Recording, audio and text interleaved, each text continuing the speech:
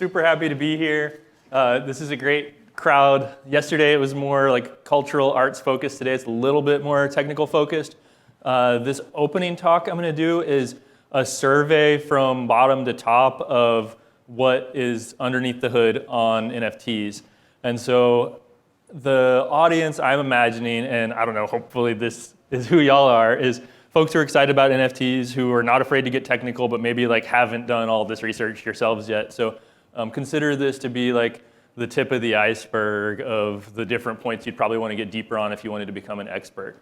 And I won't do slides, I'll just talk through it. Feel free to stop me and ask questions or whatever. So I can't address the whole ecosystem. I will make the assumption that we're thinking of the Ethereum chain, but it's a good place to start because that's compatible with a bunch of the other chains like Polygon or whatever. So if you learn these moving parts, you'll be ready to understand the others. And then some of the different chains like Solana or Tezos have different arrangements of how the parts are put together, but understanding what is happening under the hood in Ethereum is a great way to kind of like get to where you can ask the intelligent questions and now come to understand what's going on with Solana and the others. So the core of an NFT, kind of like at the very smallest component, the thing that makes it non-fungible is the token. And if you look at the Ethereum virtual machine specification and all the things you can run on it, there's a bunch of different kinds of tokens. So an ERC20, that's like a standard functional token where everyone is the same. It's like a penny. I can give you one, you can give me one, and the trade is even. ERC 721 is what most NFTs started out using. It's the simpler of the NFT specs. If you understand that one, then you'll be well positioned to understand ERC 1155.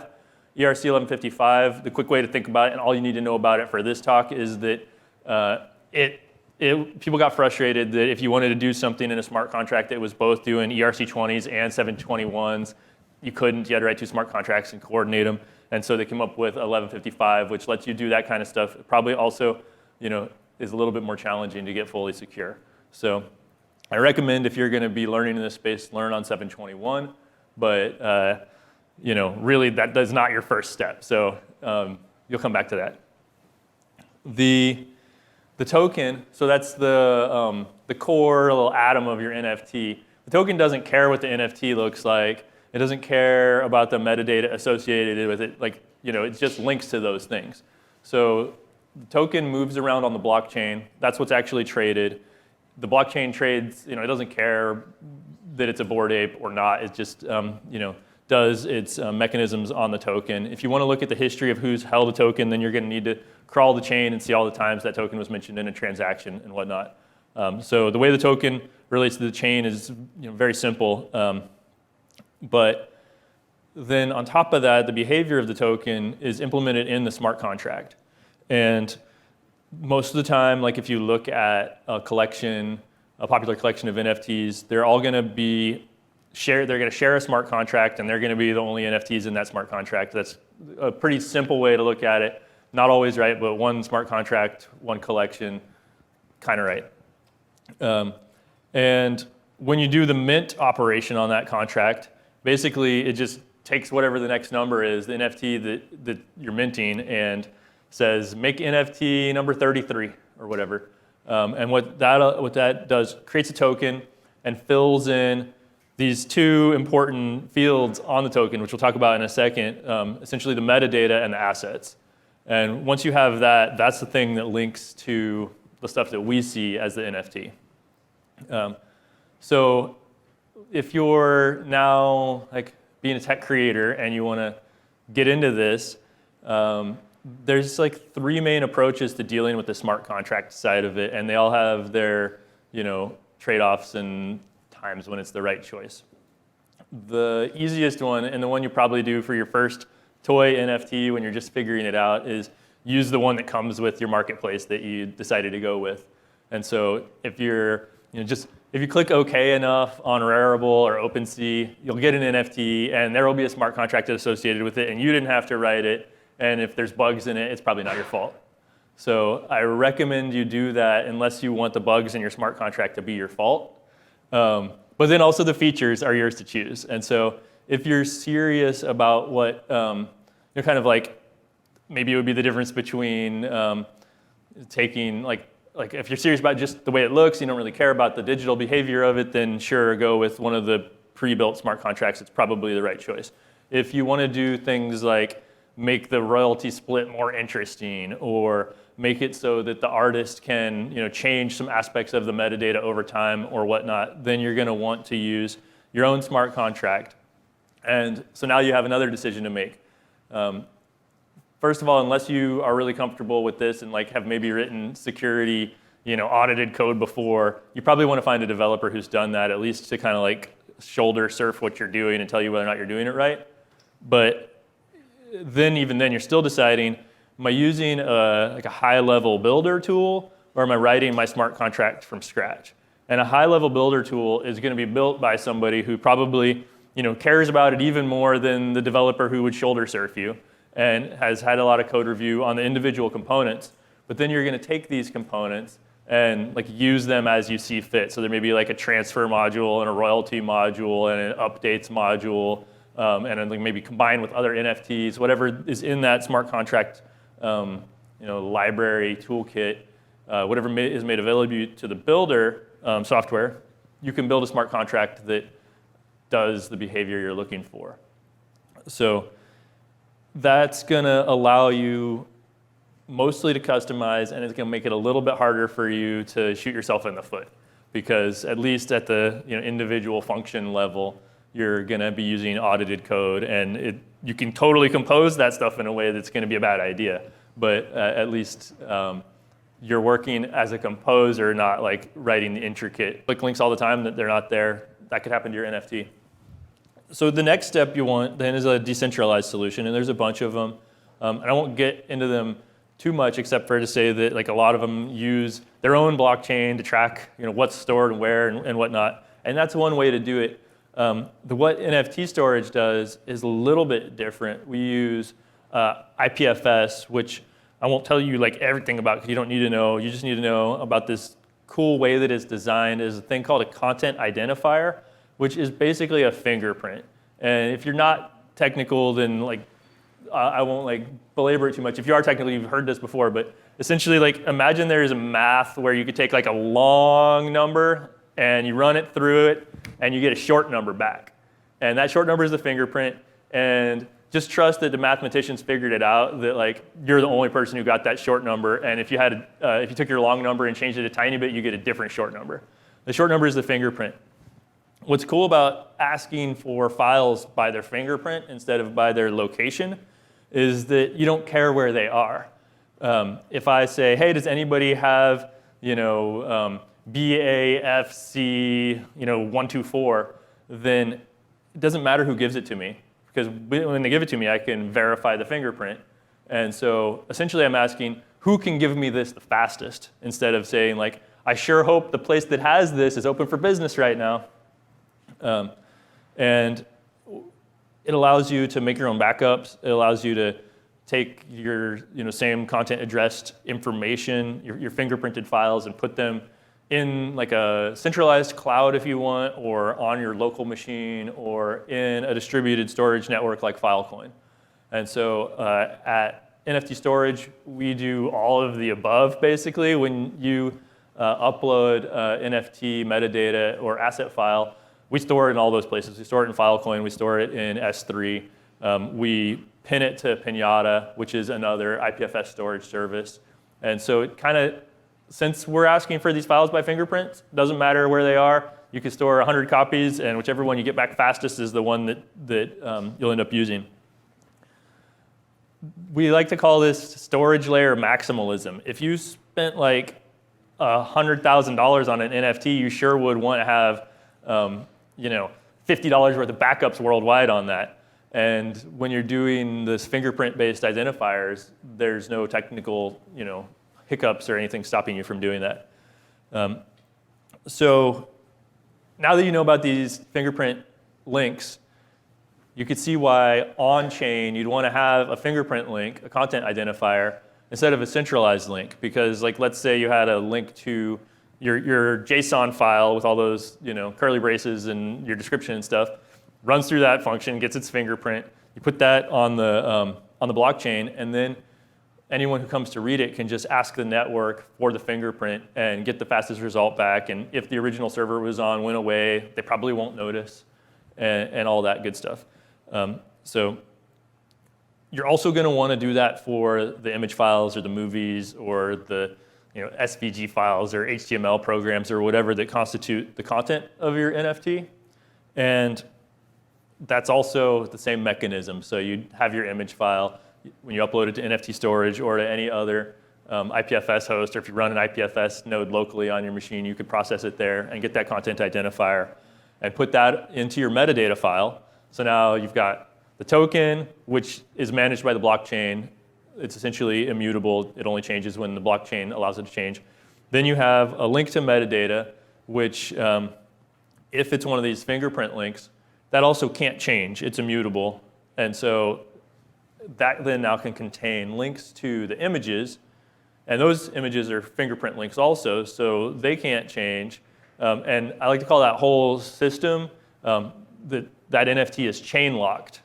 Like the blockchain is managing its state, and no one can go and mess with it. It's not on chain, so you're not paying that huge storage cost to store it, on the actual blockchain itself, which is prohibitively expensive for all but the smallest NFTs. And you get essentially the same correctness guarantees. It's physically possible. I think the only difference between having it embedded into the blockchain and using a fingerprint link is that it's physically possible for the fingerprint link to not resolve, right? If all the storage providers for that particular fingerprint are offline, then the blockchain could link to something you can't find. But at least when you do find it later, you'll know it's the right thing. So most NFTs are static. They don't change. It's the image that you bought when you bought it stays there. But people are getting more creative with dynamic NFTs. And it raises questions, because back to the point about centralized URLs, one of the easiest ways to do it would be for the dynamic NFT creator to have like mydynamicnft.com/ the image file, and then change it as, like, let's say they wanted to, I don't know, depict sunrise and sunset appropriately for your time zone or whatever. They could just be always changing that file, and every time you load the NFT, it's different. That raises all kinds of questions with like your downstream galleries and hosts. Like, are they going to keep a copy for performance reasons and then not know to update it or whatever? Is somebody going to break the business process, and now instead of a sunset for your PFP, it's just broken? The way you might ameliorate that issue is to use these fingerprint URLs again, and then to have a clause in your smart contract that says, oh, people who stand in this relation to the token can update the metadata for it. So maybe the creator is allowed to change the metadata, or maybe just the owner is allowed to change the metadata. And at least that way, when there's a change, like, oh, we got a new version of the image, it's on chain. So you can go and be like, well, that happened on August 4th, and before that it was the old style, and now it's the new style. And it's as the way we expect NFTs to work. Then there's also work we're doing at Protocol Labs and on the NFT storage team around having, I guess a way you could think about it is we would manage a side chain of signatures that tell a particular name to resolve to new fingerprints over time. And so you would still have that auditability about when this name went here, and then the person who had authority over the name changed it to point here, and then they changed it to point here.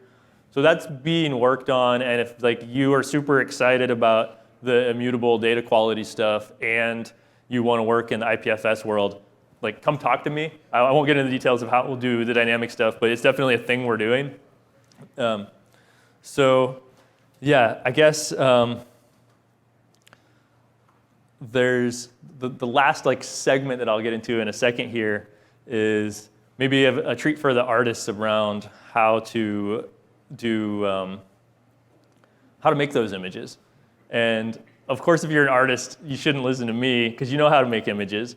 But if you wanted to kind of fit in with what it looks like in the ecosystem right now. Like, let's say you wanted to make a drop of 5,000 profile photos that have like, characteristics and rarity and whatnot, and kind of like fit into that thing. There's all kinds of tools, and I've been looking at the ecosystem a lot. I guess I'll endorse, not as the only one I would use, but the first one I would use for a project like this. Hashlips, they do these great YouTube tutorials. Like, go on there, watch some of their videos, download their code. It's clean code for doing all the stuff that you really shouldn't have to do as an artist. But like let's say you've got a Photoshop file with 6 different layer groups and 20 variations in each of those layer groups. They have a script that'll run on that and spit out however many files you want. Like, you can stretch it to 10,000 or 5,000 or 100. It'll automatically make the variations, and you can give it some input about like which attributes you want to have be more rare and whatnot. So Hashlips is also good for when that process is done. They've got code that will create all of the metadata files for you and help upload it. And so I've been looking really closely at the way they do their stuff, because theirs is kind of like, if we're step 1 for uploading your NFTs and like listing them on the marketplace is step 2, first making them is step 0. So they're a great way to do it. Obviously not the only way to do it. But if you wanted to, again, just kind of like learn what are the moving pieces, doing a run through of a Hashlips profile photo collection build, even with their example data, is a great way to see what you're going to be dealing with when you do yours for real. So that's all that I've really got for content. Super happy to take questions. I'm just going to, people say like, I should just repeat it again real quick, what we just heard, so you know what to go look up. So there's tokens, specifically ERC 721 and ERC 1155. And then the other blockchains have other stuff. There's the smart contracts. You probably want to use the one that comes with your marketplace, unless you have specific behavior you want to implement, in which case you just decided to take on a hard problem. And you can use a builder tool or find a developer to teach you, how to write these smart contract languages. Your metadata, that's the thing that says the name of the NFT, the collection it's in, links to the image files. That's again like one of that. It's not on chain. It's linked from the chain. If you use a content fingerprint for it, then I like to call it chain locked, because no one can change it without changing the chain. And that'll link to the assets and images, and if they're also using the fingerprint URLs, then you can back them up as many times as you want, and you can load it from the nearest backup or the fastest backup. And I guess, this is a really fun analogy that I heard from Jonathan. I think Juan Benet originally said it, but okay, so let's say I wanted a book. Let's say I wanted Catcher in the Rye. The equivalent of getting it under like the centralized URL system would be, they're publishers in Boston, and they're open from 9 to 5, so when's the next flight to Boston? And that's kind of a silly way to get a copy of Catcher in the Rye, because instead we can use what's essentially like the fingerprint and look it up by its ISBN and get it from the nearest bookstore. So that's a little bit how you'll be able to access your content when you use these content identifiers. And then kind of the last point being, if that seems rigid to have content that is locked to the chain, there are ways to move forward without sacrificing the correctness and have dynamic content on chain. It's a little bit more challenging, but it's getting easier all the time. And then the last thing I mentioned for folks who want to generate a bunch of NFTs and play around with it, see what it's like to be an artist on the side of the equation. Hashlips makes great tools. Even if you just download their default tool and press yes the whole time, you'll end up with a collection of NFTs that are generated from their example data, and it'll be unique because there's enough example data to where, I'm not saying you go sell them, but I'm saying that would be really a good start for a developer to have seen it before, or for an artist to have seen it before they go do their own. So thanks for being here, and it looks like there's some questions. So I came in just a little late, but on the fingerprint, political hash, right? Is that different from what you described? Is that different from what IPFS allows you to do? We use IPFS. It's the same. Okay, that's okay. Yeah. Describe how IPFS works. basically. I know that there's a lot of. Oh, thank you. Sorry. Yeah, you bet.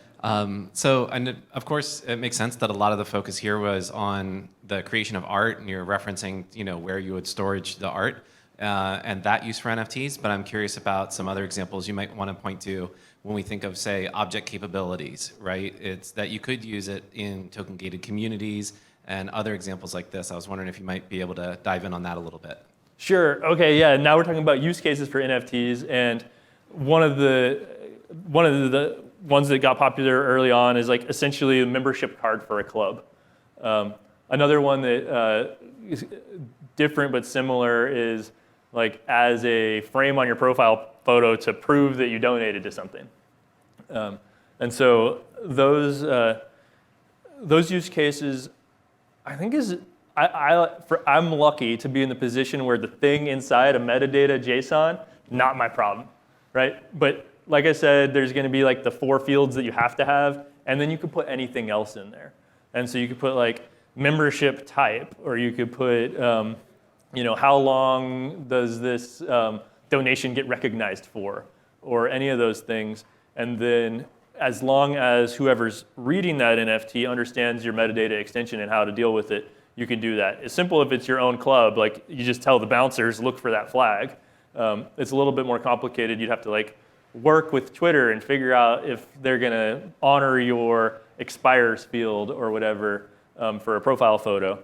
But there's no one stopping you from adding new functionality. It's just then you have to convince the rest of the world to pay attention to it.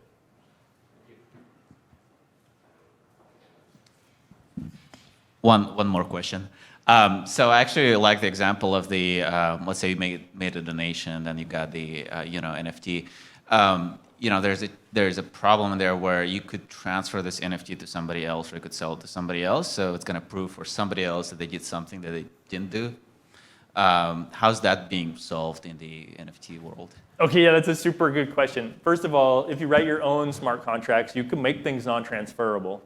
That's not going to mean no one can transfer it. It just means they have to like move their wallet or something to do that, right? Yeah, but somebody may also have multiple wallets and may want to move between their own wallets, right? Not necessarily to somebody else. So that's where I see the challenge. Is like how do you deal with that? That's shaped like most of the hard problems in NFTs, which I think are more cultural than technical. Like there's not a technical solution really to saying like just because it looks like a Bored Ape doesn't mean it's a Bored Ape. You have to actually follow the transactions back and make sure it originated with the right collection.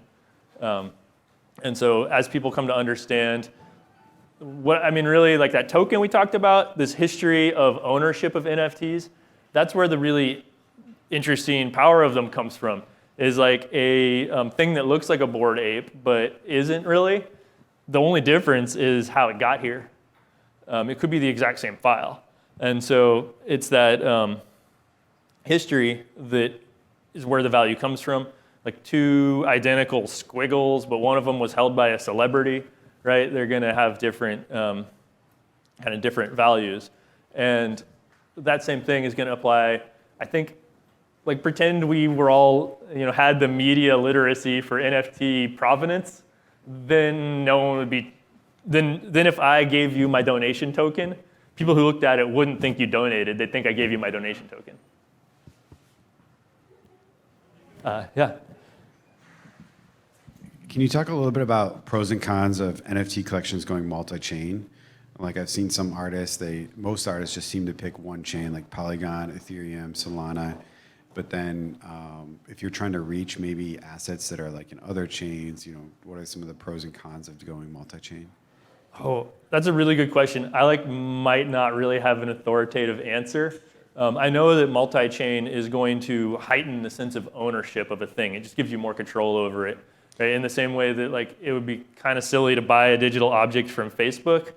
Maybe our understanding evolves over time, and you're buying a digital object from Ethereum, right? Like actually they own it. I don't know, right? So have you seen artists minting on multi-chain for like a single collection, or they typically only use one chain and then maybe later someone transfers an NFT to another chain?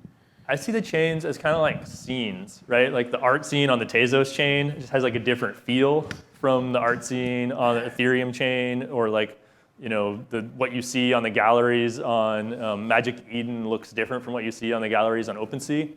And then the chains are like starting to act as these cultural signifiers. So if you're gonna like cross-chain onto Polygon, like you might do it for an artistic reason. But actual just cross-chain trading or whatever, I imagine your DeFi and your fungible token wizards are going to get that figured out, and then NFTs will ride on those rails. Any other questions? What if you want to destroy the data? Ooh, okay, so right, the laws of physics tell us that deleting is the only thing that actually like increases entropy in the universe. So it's harder. The easy thing to do is to burn the token. But it doesn't change the fingerprint and all the associated data with it. Right, yeah, there's no real way to recall those fingerprinted items from the web. You could stop subsidizing their storage. You could delete all your copies. But if somebody was a big fan, or if it made it onto somebody's watch list of objects they want to keep a clone around of, then there's nothing really you can do about it. It's public data. There's a whole question around how do you manage private data in a content address network, and that essentially means wrapping it in encryption so the encrypted thing can become public. So it is, I think, again, like a cultural problem. If you really can't delete data, the most you can do is like refuse to replicate it, right? There's like moderation lists that are replicated, and that data doesn't get replicated. So there's systems in place, but it's not like a eager delete that crawls the whole network and issues delete commands. Mm-hmm.